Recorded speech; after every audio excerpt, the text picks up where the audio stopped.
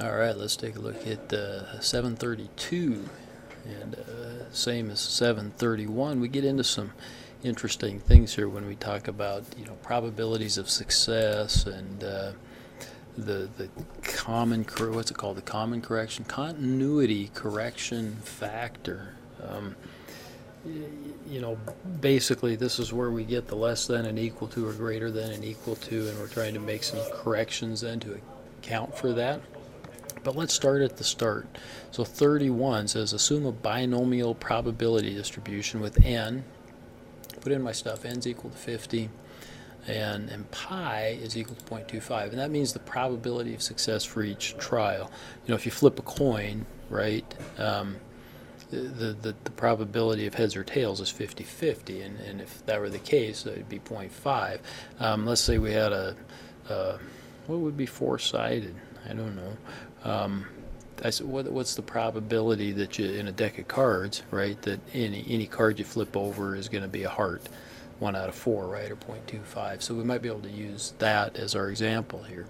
Okay, and that's all that's really given to us. And it says compute the following. First, we have to compute the mean and the standard deviation of the random variable. Well, the mean, again, is denoted by this mu, or we can call it mu. Okay, and that's simply equal to our pi times our probability of success times our n. Okay, so that one's pretty easy. Equal to this times this one. Okay, variance gets to be a little more complicated, but not really. It's just equal to our mu times 1 minus our pi. So our 12.5 times 0.75 basically. And we put in the whole thing, our mu times parentheses 1 minus our probability of success. We get that, and we know from before that our standard deviation is simply equal to our variance and to the square root.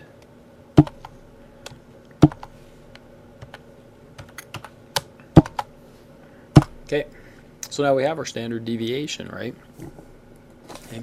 If you go back then, remember our formula from back a ways, and that said that our z is equal to our x. Let's go back. I got to find one of those, and I'll copy it up here. Yeah, shoot. Right here. Okay. So let's copy that if it'll let me. And let's go back up here. Okay. Okay, so our z is equal to our x minus our mu over standard deviation. So now we have all the information.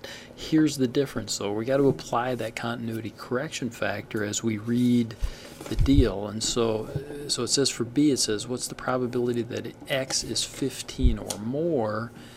And come to number 1 on towards the top kind of page 229. It says for the probability at least x to occur, use the area above x minus 0.5. And isn't that what we're saying for b? It says the probability that x is 15 or more. Okay, so that's at least. Okay, so then we use the x minus 0.5, right?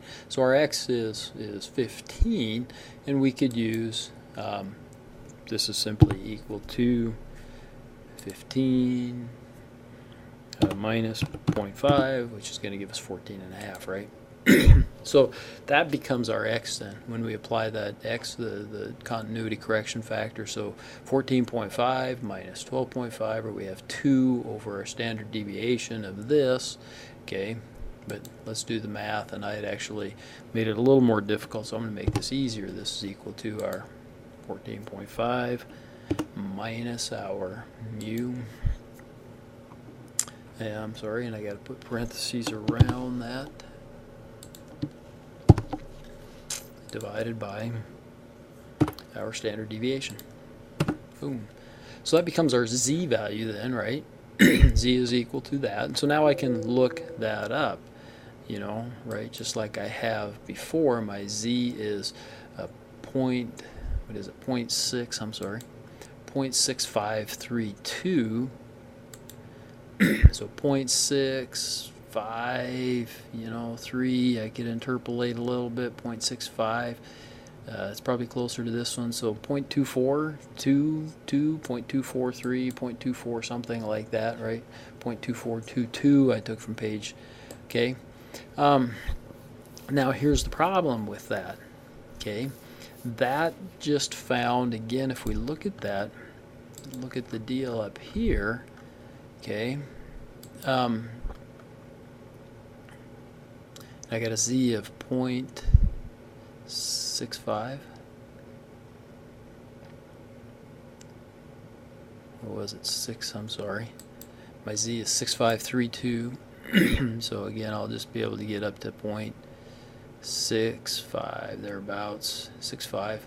So 24.22%, but that's to the right, okay, of my mean, but this asks me for 15 or more, so I want the stuff that's to the right of the dark blue, right?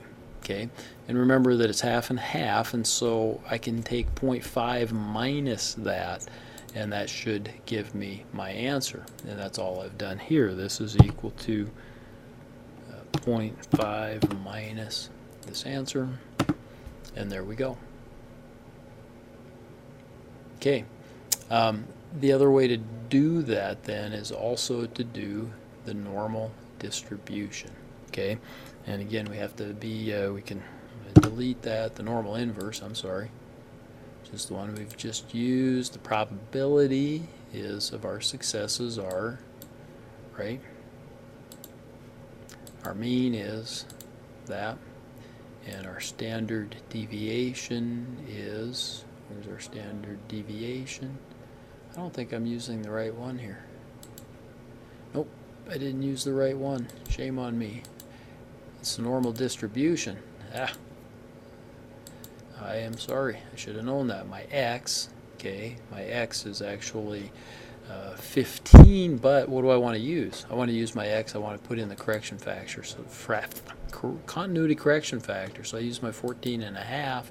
My mean is 12.5. There we go. My standard deviation, cumulative, I'll hit 1. Okay. That gives me that. Remember now, that is this number, right? 0.6, whatever it was, 6, something like that. Oops.